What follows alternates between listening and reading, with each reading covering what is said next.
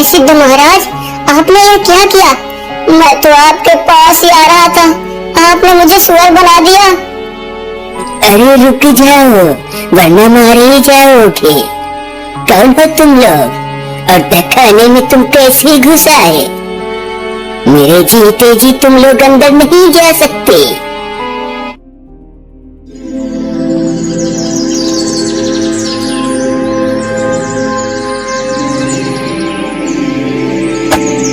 आज तो घूमते हुए पूरा दिन हो गया, कोई अच्छा सा शिकार आज तो मिला ही नहीं। आखिर छोटी सी इस चिड़िया से मेरा क्या होगा? हे ऊपर वाले, लगता है आज भी मुझे भूखे ही रहना पड़ेगा।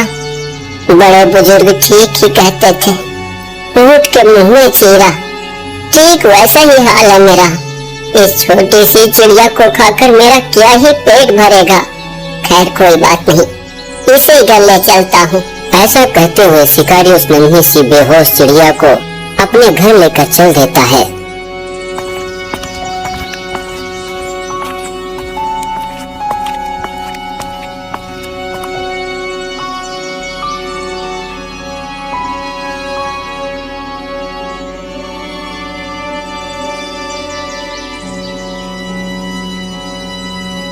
कुछ समय बाद जब वह अपने घर पहुंचता है और चिड़िया को मारने के लिए एक तेज धार वाली चाकू को उठाता है, तभी चिड़िया को होश आता है और वह रोने लगती है।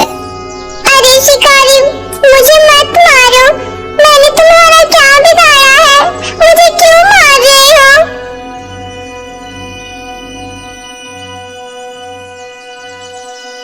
अरे चिड़िया, तू तो इंसानों की तरह बोलती है। मैं कई वर्षों से शिकार कर रहा हूँ, लेकिन आज तक मैंने किसी भी पक्षी को इंसानों की तरह बोलते नहीं देखा। हाँ, मैं इंसानों की तरह बोलती हूँ, मुझे मत मारो, मैं जीना चाहती हूँ, मुझ पर दया करो शिकारी। अरे चिड़िया, तू जानती है कि मैं एक शिकारी हूँ। अगर मैं हर पशु पक्षियों पर दया करने लगा तो मैं भूखा मर जाऊंगा। वैसे भी सारा दिन भटकते हुए कोई बड़ा शिकार हाथ नहीं लगा, बस तू ही हाथ लगी है और तू बोल रही है कि मैं तुझे छोड़ दूं। मुझे बहुत तेज की भूख लगी है, सुबह से पेट में कुछ भी नहीं गया है। अगर मैं तुझे ना भी मारूं तो इसमें मेरा नुकसान ही है, मेरा फायदा क्या है? शिकारी, अगर तुम मेरी जान बख्श दोगी तो मैं तुम्हारे घर का सारा काम कर दिया करूंगी।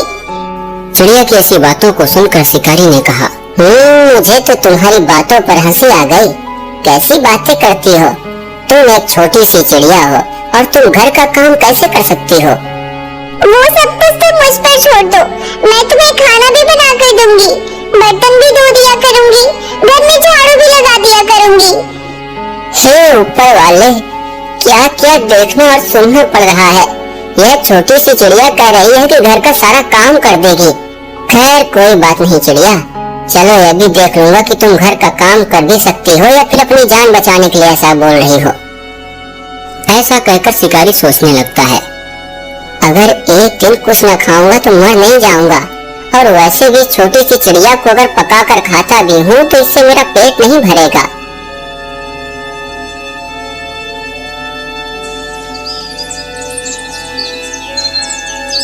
अब रात हो चुकी थी।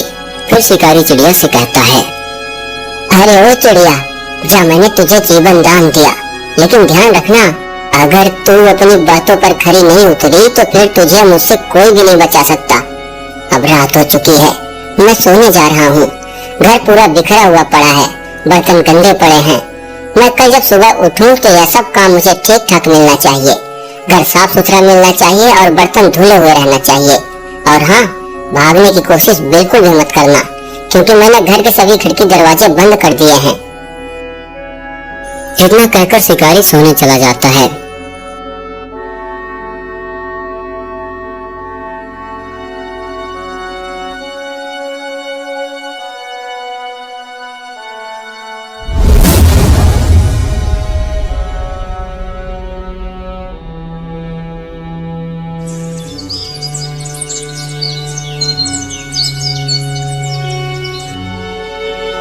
आखिर यह कैसे हो सकता है? एक छोटी सी चिड़िया घर का सारा काम कैसे कर सकती है, वह भी इंसानों की तरह? हे ऊपर वाले, कहीं मैंने चिड़िया के रूप में कोई चुड़ैल तो नहीं पकड़ लाया? नहीं नहीं, अगर वह भूतनी होती तो रात को ही मेरा गला दबाकर मेरा काम तमाम कर देती। क्या हुआ मालिक, क्या बड़बड़ा रही है? देखिए, वादे के अनुसार मैंने आपके घर का सारा काम कर दिया है। वो तो ठीक है, लेकिन मुझे विश्वास नहीं हो रहा है कि सारा काम तुम छोटी सी चिड़िया कैसे कर सकती हो। घर के सभी दरवाजे भी बंद थे, कोई न अंदर आ सकता था न कोई बाहर जा सकता था। सच सच बताओ कि तुम कौन हो, वरना तुम्हारे लिए अच्छा नहीं होगा। जैसा आप सोच रहे हैं वैसा मैं नहीं हूँ मालिक, मैं कोई चुड़ैल या भूत नहीं हूँ।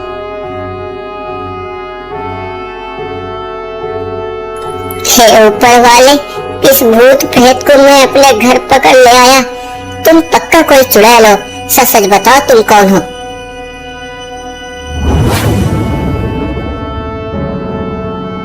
मैं कोई भूत प्रेत चुड़ैल नहीं हूँ शिकारी, मैं तो एक शापित राजकुमारी हूँ। लगता है कि मैं अभी नींद से जगा नहीं हूँ, कहीं मैं कोई सपना तो नहीं देख रहा हूँ। तुम कोई सपना नहीं देख रहे हो शिकारी, ये हकीकत है। मैंने ही तुम्हारे घर का सारा काम किया है, बर्तन भी धोए हैं, बिखरे हुए सामान को व्यवस्थित भी रखा है और बहुत सारे काम मैंने किए हैं। मेरा यकीन करो, मैं एक शापित राजकुमारी हूँ। क्या शापित राजकुमारी?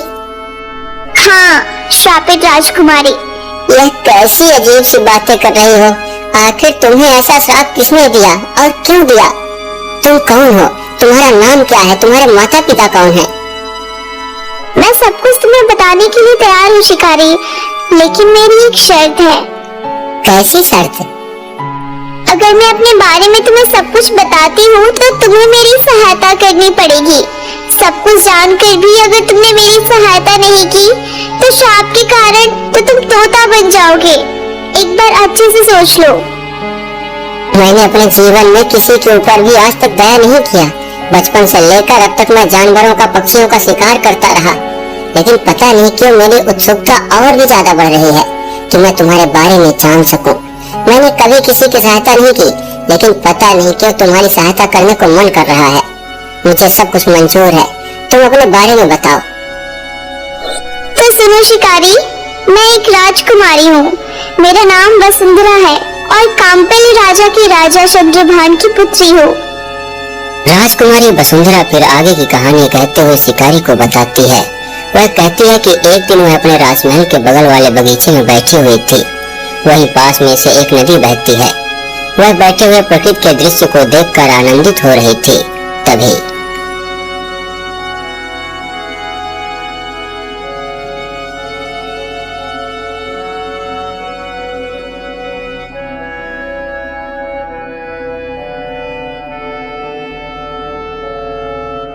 अरे, इतनी जोर से किसने काटा? अच्छा, तो ये कीड़ा है।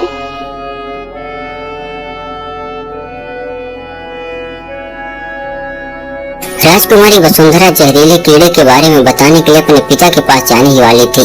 तभी मुझे इतनी ज्यादा गर्मी क्यों लग रही है? अब मुझसे ये गर्मी तो बर्दाश्त भी नहीं हो पा रही। मैं क्या करूं? शायद उस कीड़े के काटने का असर है। मुझे चक्कर से आ रहे हैं। एक काम करती हूँ, इस नदी का जल बहुत ही शीतल है, इसी में स्नान कर लेती हूँ।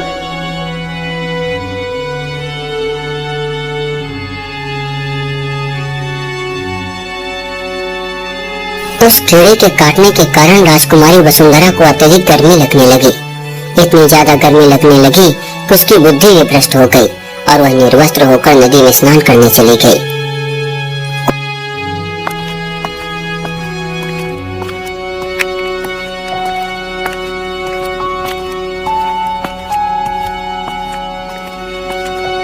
कुछ देर बाद उस नदी में एक साधु पानी पीने के लिए आए और उस साधु की नजर राजकुमारी वसुंधरा पर पड़ी।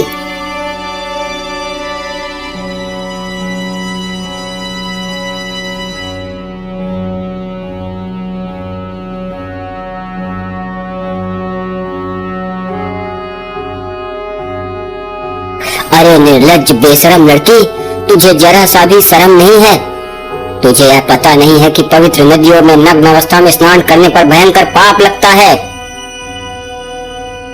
तूने आज मेरे पवित्र दृष्टि को गंदा कर दिया। मेरी बरसों की तपस्या तेरे इस रूप को देखने मात्र से नष्ट हो गई। जा, मैं तुझे श्राप देता हूँ कि तू चिड़िया बन जा और जंगलों में भटकती रहे।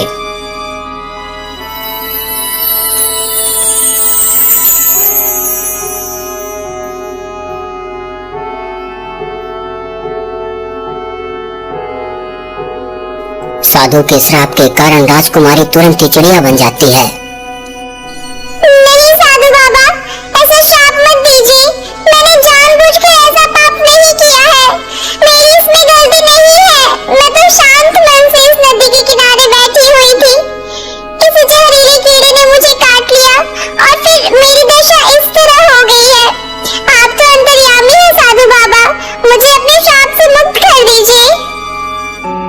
साधु को लगा कि अगर लड़की सही बोल रही है तो उनसे कहीं गलती तो नहीं हो गई।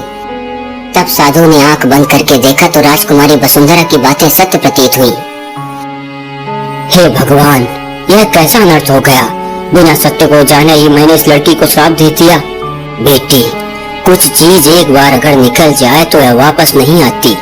जैसे तीर कमान से निकलने पर वापस नहीं आता, प्राण शरीर से निकलने पर वापस नहीं आता, जैसे अवसर हाथ से फिसले तो वह भी वापस नहीं आए, जैसे माँ बाप दुनिया से चले जाएं तो लौट कर वह भी वापस नहीं आते, बीता हुआ समय निकल जाए तो वह भी वापस नहीं आता, किसी से विश्वास टूट जाए तो वह भी विश्वास लौट कर वापस नहीं आता, बचपन चला जाए तो फिर वह भी लौट कर नहीं आता, जवानी निकल जाए तो वह भी लौट कर नहीं आती। ठीक उसी तरह अगर एक बार शब्द जुबान से निकल जाए तो वह भी लौट कर वापस नहीं आता। इसलिए मैं अब अपना श्राप वापस नहीं ले सकता। साधु बाबा, माना कि अनजाने में मुझसे बहुत बड़ी गलती हो गई। मैं अपनी गलती को स्वीकार करती हूँ। लेकिन साधु बाबा, इस दुनिया में हर परेशानी का हल मौजूद है। इस श्राप से मुक्ति पाने के लिए कोई तो उपाय होगा। हाँ बेटी, उपाय तो है, लेकिन क्या साधु बाबा? लेकिन यह बेटी कि हो सकता है कि वह उपाय सफल भी हो और ना भी हो। लेकिन जाते जाते तुझे मैं एक उपाय बता देता हूँ। जब कोई दुष्ट व्यक्ति जो बहुत ही निर्दयी हो, क्रूर हो, जिसने जीवन में कभी भी किसी की सहायता न की हो, अगर वह व्यक्ति तुझ पर दया करके तुम्हारी सहायता करे, तुम पर दया दृष्टि रखे और ऐसा दुष्ट व्यक्ति अगर तुम्हारे कहने से दयावान हो जाए, वह एक अच्छा व्यक्ति बन जाए, तो तुम मेरे श्राप से मुक्त हो जाओगे। लेकिन बेटी, ऐसा व्यक्ति मिलना आसान नहीं है। और हाँ, अगर ऐसा व्यक्ति तुम्हें मिल भी जाता है तो तुम अपने असली रूप में कुछ पल के लिए आ भी सकती हो। लेकिन मेरे श्राप से मुक्त तभी होगे जब वह व्यक्ति निस्वार्थ मन से तुम्हारी बातों को मानेगा और उसमें तुम सफल हो जाओगी, उसे एक अच्छा व्यक्ति बना दोगी। ऐसा कहकर वो साधु बाबा वहाँ से चले गए। जब शाम हुई तो माँ और पिताजी बहुत परेशान हुए। महाराज, मुझे बहुत चिंता हो रही है। मेरी बेटी वसुंधरा पता नहीं किस हाल में होगी। महारानी, आप चिंता मत करिए। हमारी बेटी वसुंधरा को कुछ नहीं होगा। हम अपनी पूरी ताकत लगाकर अपनी बेटी को खोज निकालेंगे। मंत्री जी, जाइए और हमारे सैनिकों को चारों दिशाओं की ओर फैला दीजिए और उनसे कहिए कि बेटी वसुंधरा को खोज निकालें। और हम भी कुछ समय बाद अपनी बेटी को खोजने के लिए राजमहल से निकलेंगे। जैसी आपकी आज्ञा महाराज।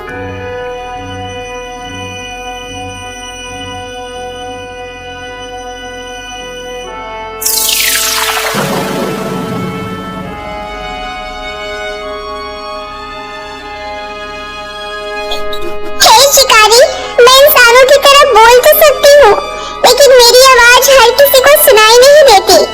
ईश्वर ने तुम्हें ही मेरी सहायता करने के लिए भेजा है, इसलिए मेरी आवाज सिर्फ तुम्हें सुनाई देती है। फिर आगे क्या हुआ राजकुमारी? आपके पिता महाराज चंद्रभान और आपकी माताजी कहाँ हैं? वह ठीक तो है ना?